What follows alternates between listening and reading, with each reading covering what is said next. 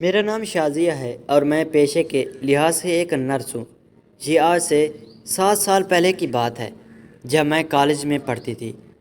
اس وقت میری عمر 18 سال تھی اور میرا جسم بے انتہا کس تھا۔ لڑکے تو لڑکے، لڑکیاں بھی میرے ساتھ سین کاف سین کرنے کی خواہش رکھتی تھی۔ میری چاہت 36 سال کی عمر 22 اور گارڈ 36 سال کی تھی، اور اوپر سے میں ایک ایسے لباس پہنتی تھی جس کو دیکھ کے بوڑھے جوان سب مجھے پانے کی آرزو کیا کرتے تھے۔ کالج کے دنوں میں ابو نے مجھے سمارٹ فون خرید دیا تھا۔ کچھ دنوں بعد میری کال پر ایک لڑکے فہم سے دوستی ہو گئی تھی۔ اس لڑکے سے کبھی کبھار سکائپ پر ویڈیو کال پر بات بھی ہوتی تھی۔ ایک دن گھر والے کہیں شادی میں شرکت کے چلے گئے تھے، لیکن اگلے دن کے امتحان کی وجہ سے گھر رک گئی تھی۔ گھر والوں کے جانے کی تھوڑی ہی دیر بعد اس لڑکے کا میسیج آیا کہ وہ مجھ سے بات کرنا چاہتا ہے۔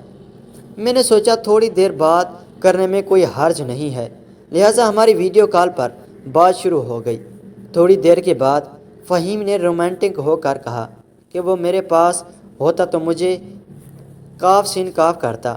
میں نے اس کو شٹ اپ کہا تو وہ ہنسنے ہوئے بولا، بنو مت، مجھے پتہ ہے کہ تم بھی ایسی چاہتی ہو۔ میں خاموش ہو گئی، اور اس دوران فہیم نے اپنی شرٹ اتارتے ہوئے کہا، مجھے گرمی لگ رہی ہے اس لیے شرٹ اتار رہا ہوں۔ اسی دوران ہماری لائٹ بھی چلی گئی اور مجھے گرمی پسینہ آنے لگ گیا تھا۔ فہیم ہنستے ہوئے بولا، تم بھی کم سواد اتار دو، گھر میں اکیلی تو ہو۔ میں نے غصے سے کہا، پاگل ہو گئے ہو تم، میں ایسا کیوں کروں گی؟ فہیم ہنس کر بولا، میں آنکھیں بند کر لیتا ہوں، تم اتار دو، کچھ بھی نہیں ہوتا۔ میں نے غصے میں کال کاٹ دی، لیکن پھر فہیم کا میسیج آیا کہ وہ بات کرنا چاہتا ہے۔ میں نے دوبارہ کال کی تو اس بار فہیم بالکل ننگا لیٹا ہوا تھا اور اس کال ڈاکڑا ہوا تھا۔ میں نے اس کو کہا، بے شرم، یہ کیا حرکت ہے تمہاری؟ فہیم ہنس کر بولا، گرمی میں اور کیا کروں؟ میں نے تو کہا جو مرضی کرو، لیکن ایسے میرے سامنے تو مت آؤ۔ اس دوران میری نظر مسلسل فہیم کے تقریباً 7 انچ لمبے ایل پر ڈٹی رکھی تھی، جس کو میری فہیم بھانپ گیا اور ملا، اگر شرم آ رہی ہے تو میرا ایل ڈکو، گھور کیوں رہی ہو؟ یہ سن کر میں جھیب سی گئی۔ فہیم ضد کرتے ہوئے بولا، چلو شاباش، اب تم بھی قمیص اتار دو۔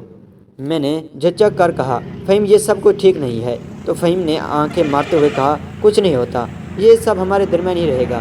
تمہارے درمیان ہماری کال دیکھ کر میرے اندر کچھ ہونے لگا تھا۔ میں نے کہا، فہیم تم اپنی آنکھیں بند کر لو، میں قمیض اتار دوں گی لیکن دکھاؤں گی نہیں۔ فہیم نے حامی بھر لی تھی، میں نے بھی حامی بھر لی تھی، اور میں نے اپنی قمیض اتار لی تھی۔